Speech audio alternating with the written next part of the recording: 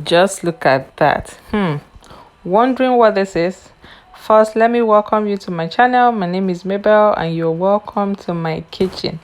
On today's special video, I'll be making a Ghanaian recipe, the authentic Ghana dry bofrot, also called Toogbei.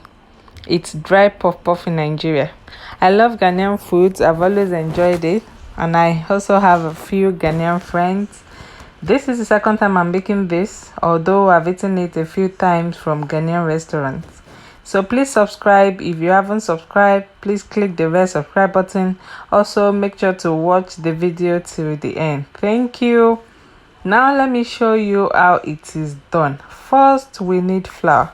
2 cups of self-raising flour or all-purpose flour. Okay. Next, put in the sugar. All the measurements are in the description below, by the way, under this video. Now a little bit of salt, some nutmeg and cinnamon mixture. The yeast. The yeast gets story. The first time I made it, I didn't prove the yeast and I wasn't conscious of the salt, so my yeast was dead and the bofrot was like Nigerian rock buns. Okay, so if it's not instant dry yeast or you're not sure if the yeast is alive, just prove it by adding some sugar and some warm water. Set aside for 10 minutes and you will see how it looks. Now I'll show you. You'll see some growth because the yeast needs something to act on, so it's going to act on the sugar and then there will be some growth. So I'm just going to put it aside in my microwave. My microwave is not on, by the way, so I'm just going to keep it there for 5 to 10 minutes and then it will look like this. So this is evidence that your yeast is alive and it's going to work. Okay, so back to the mixture.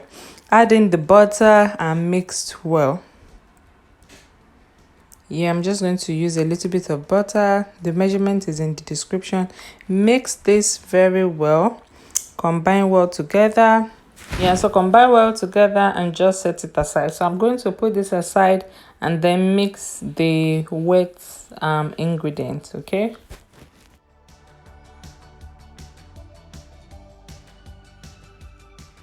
So into a clean bowl with 1 egg. Make sure the egg is at room temperature. So the first time I made it, one of the mistakes I made, I just took my egg out of the fridge and then I used it straight away. So the egg was cold and also the milk was cold. So make sure to take it out if it's in the fridge and just leave it at room temperature for a while. So actually make sure the milk is at room temperature, or you can even warm it a bit by just placing it in warm water. Okay, so mix the milk and the egg and then I'm just going to use some coconut flavor. You can use any flavor of your choice. I'm using coconut flavor. Yeah, we might also need a bit of warm water later, but yeah, we'll see if we need it along the way. So now that's ready, I'm going to pour this slowly into the flour mixture and combine to form a dough. I know your hand is going to get messy. You can use a mixer for this, for some things, but you know you can only feel some things with your hands. So yeah, your hands will get messy, just like mine. Yeah, so once I mix this in, if we need water, I already have some warm water by the side. I'm going to put it in bit by bit. But for now, I'm going to just try to combine this properly. And let's see how this turns out. Basically, we're looking for a soft dough and not something tough, just something soft. Yeah, and of course if you have a bigger bowl, feel free to use it. This is the size of bowl I have. The other one I have is too big and then this one is too small, so I'm struggling a little bit. I know I need to get a bigger bowl, right? Yeah, but feel free to use a bigger bowl and then it will make your job easier. I just added a bit of water because I feel the dough is not soft enough, so I just added a bit of warm water. I'm going to mix it together and see if I need more. Yeah, so once this is smooth enough, I'm just going to transfer it to the work surface. I'm going to sprinkle some flour on the work surface and then I'll be able to knead it better. Yeah, I think it looks good now. So I'll put some flour on my work surface and it will be easier for me to knead it properly. Now you need some wok. You will knead this for about 10 minutes at least. So as you're kneading it, you're actually forming gluten. Kneading causes gluten to develop.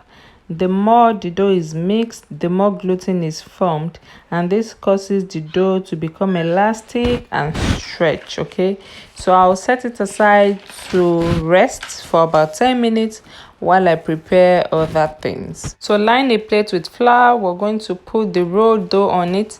We don't want the dough sticking to the plate when you're about to transfer it to the oil for frying, because that would disfigure the shape of the dough. Okay, so now divide the dough into desired size, equal sizes.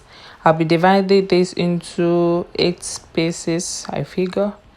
If you have a scale, you can use a scale to weigh the dough so they can be equal sizes. But I'm just going to use my eyes as the scale and then my hands to feel the weight. So I'm just going to try my best to make them into almost equal sizes, as much as possible.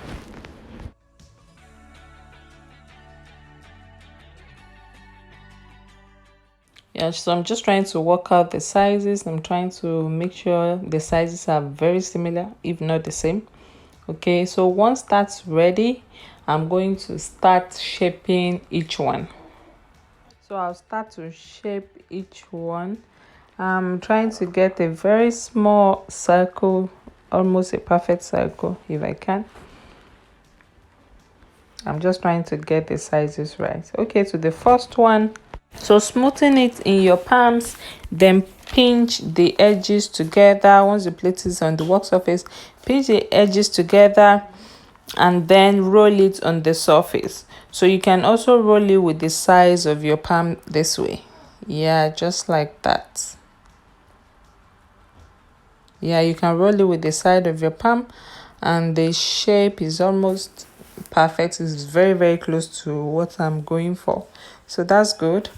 Again, smoothen it in your palms. Just roll it in your palms to get, almost perfect circle. Then you place it on the work surface. Try to pinch the sides together and then flip over to the rough surface and just roll it like that. Roll it with the size of your palm. Roll it on the surface and try to get as much roundness as possible. So I'm done with the dough. It's all set. I got 8.5, 8 and a little bit. Okay, so I'm going to prepare the frying oil now. We're frying on medium low.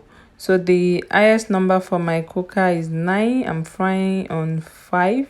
If I need to change it to 4 or increase it to 6, we'll see as it goes. But the important thing is we want the bofrot to be cooked through.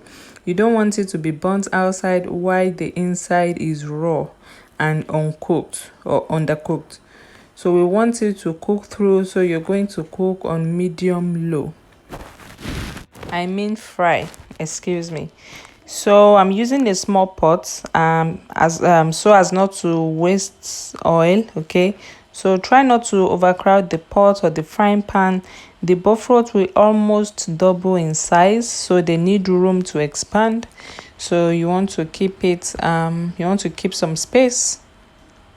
Look at that. So keep an eye on it, flip it over, move it around till it's golden brown. Okay, just look at that.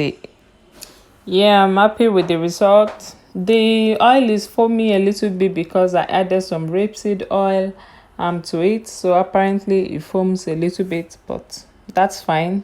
So it's ready. Repeat the process for frying the rest of the dough, and there you have it, guys.